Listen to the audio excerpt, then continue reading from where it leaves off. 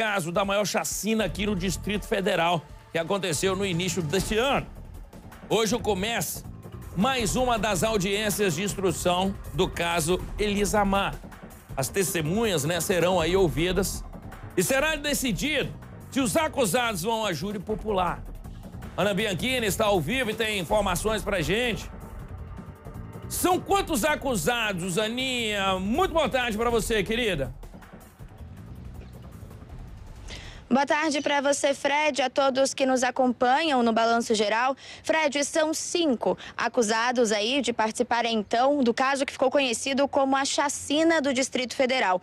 E hoje, mais de 9 meses depois da primeira morte, o Tribunal do Júri, aqui de Planaltina, começou a ouvir as testemunhas. São pelo menos 22 testemunhas desse crime, Fred. 14 delas vão ser ouvidas hoje, essa é a expectativa, e 8 vão ser ouvidas amanhã. Então são 2 dias aí separados para o que é conhecido como audiência de instrução. Essa audiência de instrução, Fred, é justamente para o juiz ouvir as testemunhas, pegar todas essas provas e então decidir se esses 5 acusados vão ser submetidos ou não a júri popular. Ainda nessa sexta-feira tem a expectativa de que os acusados sejam interrogados também aqui no Tribunal do Júri de Planaltina. E uma observação que a gente traz, Fred, é a seguinte: são 5 acusados desse crime, mas nesse momento aqui no Tribunal do Júri estão apenas 4 deles. Os 4, inclusive, chegaram a entrar durante a audiência, antes das testemunhas começarem a ser ouvidas, e logo em seguida eles se retiraram. O Fabrício, que é um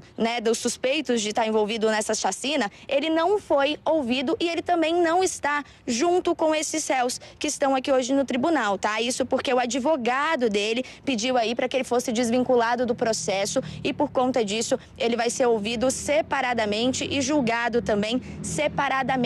Até o momento, a nossa equipe estava aqui dentro do tribunal, saímos para conversar com vocês, já foram ouvidas 3 pessoas, viu, Fred? A primeira testemunha que foi ouvida aqui no Tribunal do Júri de Planaltina foi um corretor de imóveis, corretor esse que conhecia a Cláudia e também o Marcos, 2 das vítimas dessa chacina. Ele disse que foi procurado, então, pelo Marcos para vender aí, ele estava em busca de um imóvel para alugar para Cláudia, a ex-mulher dele, e por conta disso ele acabou entrando como testemunha desse caso e já foi ouvido aqui no Tribunal do Júri. Além disso, também foi ouvido de forma virtual, online, o filho mais velho da Elisamar.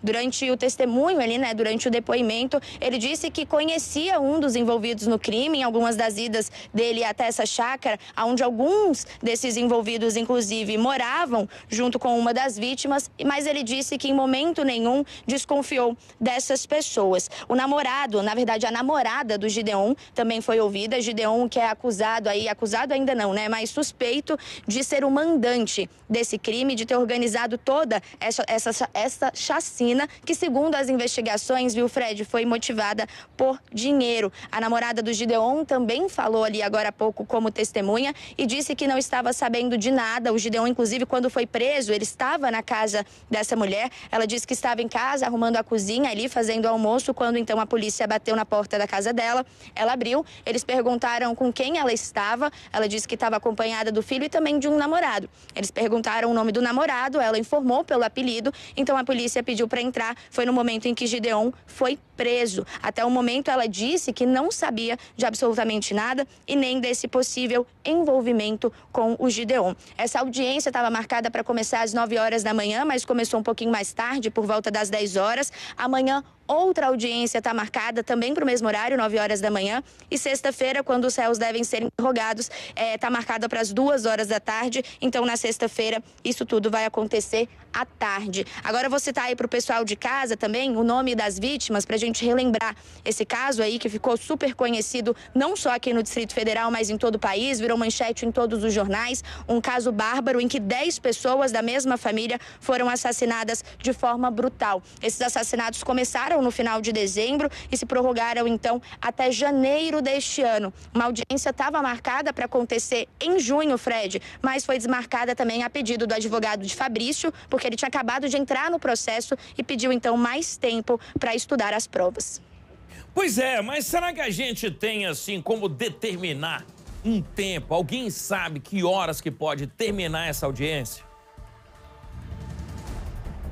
A expectativa, Fred, é que a audiência hoje vá até às 6 horas, entre 6 e 7 horas, segundo a polícia que estava aqui. A gente se informou com o pessoal da Polícia Judicial. Eles informaram pra gente que hoje a audiência deve ir, em média, até 6, 7 horas da noite. Amanhã também o mesmo horário, embora amanhã menos testemunhas vão ser ouvidas, né? Amanhã são apenas 8 testemunhas, hoje são 14 testemunhas desse crime. Então a expectativa é que a audiência termine, Fred, por volta, então, das 7 horas da noite. A gente lembra que os 5 suspeitos já estão presos desde o momento em que a Polícia Civil conseguiu capturar essas pessoas, que foi cerca de 15 dias após o crime. Agentes e também delegado da 6ª Delegacia de Polícia responsável pelo caso agiram rápido. Foram 15 dias para eles conseguirem, então, identificar e também prender esses 5 suspeitos que estão presos na Papuda até o momento, até o fim desse processo.